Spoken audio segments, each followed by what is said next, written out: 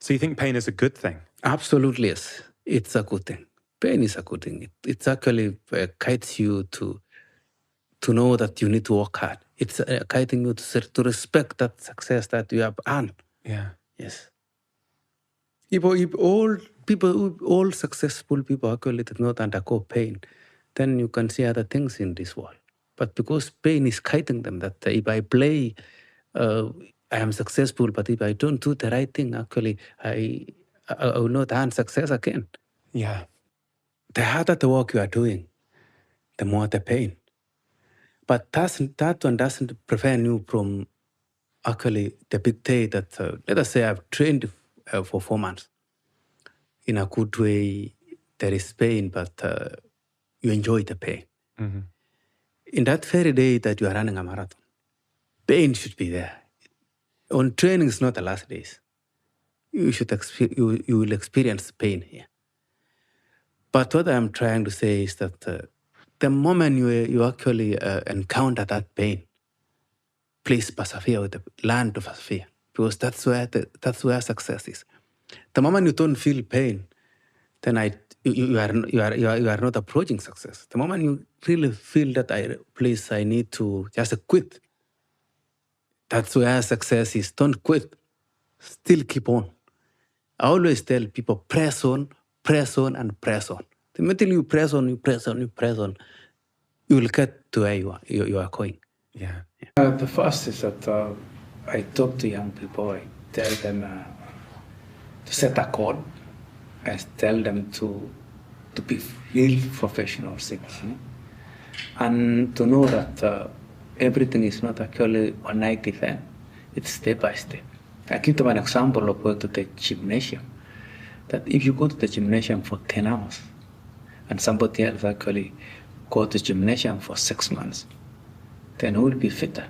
The one who actually went for 10 months will be more fit to have lean muscles, good muscles, and becoming fit to run and to perform any sport. But if you go for 10 hours, you cannot do anything.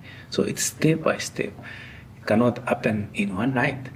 And that's why you want young people to grow in a good way, go step by step, to create that longevity. Longevity is what we want. Longevity is what makes people to get opportunities. Longevity is what makes people to get knowledge. Longevity is what makes people to be all round and to be responsible in their daily lives. Talk about longevity in the sport. You have been active in the sport for a very long period of time. And there's quite some people listening to this that are athletes in their 50s, in their 60s, in their 70s. How do you go about longevity in the sport? Is there any thoughts about setting yourself up not to burn out or blow up or get injured? Are there any overarching thoughts about longevity in the sport? If you do the right things, you cannot be injured. Although injury is a normal challenge in sport, it must come across. But the more you become more professional, the more you do the right thing, the more you chase away the injuries. Guys, if there's one thing that we can learn from Eliud Kipchoge, it's that success leaves clues. You don't have to guess your way to running success. And with that, we're excited to announce that we've just created a brand new blueprint for brand new runners to kickstart their running journey. If you're interested in checking it out, it's called My First 5K. It's an 8-week running challenge. There's a specific discount code just for you, available in the description to this episode below. We've also got our brand new training programs there for you to check out. But for now, jump back in, enjoy the rest of this video with one of the greatest ever distance runners, Eliud Kipchoge. The best time to plant a tree was 25 years ago. That was the best time to plant a tree. It's there in the wall of that nursery school in Canada. The second and the best time is today. Plant the tree of self-discipline. I repeat again.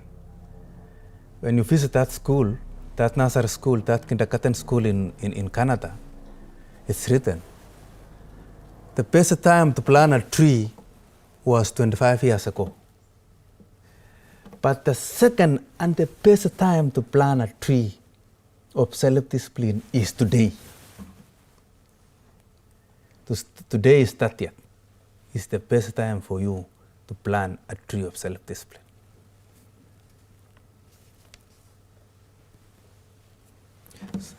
Second factor on how to be successful is planning and preparation.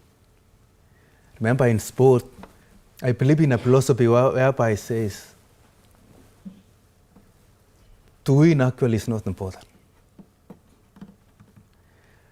To be successful is not even important. But how to plan and prepare is critically crucial. That means when you are prepared very well, when you plan very well, then success can come on your way. Then winning can come on your way. Thirdly is that you should get organized in what you are doing. Fourth is that you should actually think positive in any profession. You should think positive. That's the driver of your mind. If your mind is really thinking positive, then you are on the right track. When Roger Bannister on 6th of May 1954 ran under 4 minutes in a mile, people actually got shocked. But you know what happened?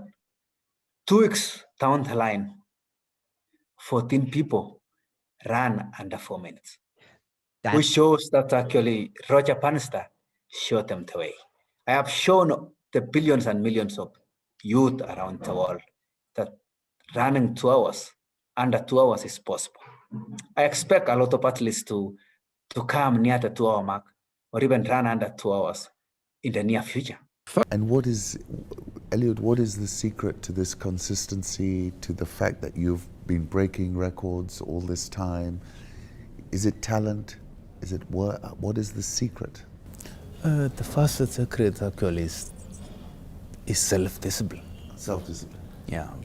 And in sport, what's the meaning for self-discipline is actually sacrificial of the personal pleasures and personal passions. Yes. So you need to sacrifice your personal passions by being self-disciplined. But you cannot earn self-discipline by just just thinking of being self-disciplined. First, you have 4 factors whereby you can earn self-discipline. First is that you should not make any excuse at all. Yes. No excuses. Secondly is that you should learn to say no to anything. First is that injuries are a part of life in sport. Mm-hmm. Injuries are part of actually a challenge in sport. But what I am doing is that when I'm resuming training after a marathon, then I take care of my body with a massage and making sure my muscles are good. I will start the first month of actually resuming training by going to gymnasium for the whole month, three days a week. Okay. Running on steps, lifting some weights, aerobics for the whole month. That whole month actually is really intensive, mixing with some runs, and it makes my muscles actually to, if there is something going on, it can actually keep a sign immediately, and I can handle it. And after that 1 month, I go to another step of actually endurance speed and endurance training to build my muscles. So 2 months actually of my training is building the muscles and actually like chasing the injury. And you'll never, if you do that, you'll never get an injury. Or if you get an injury, it will be just a small injury. It will, by the way, because you can't prevent everything.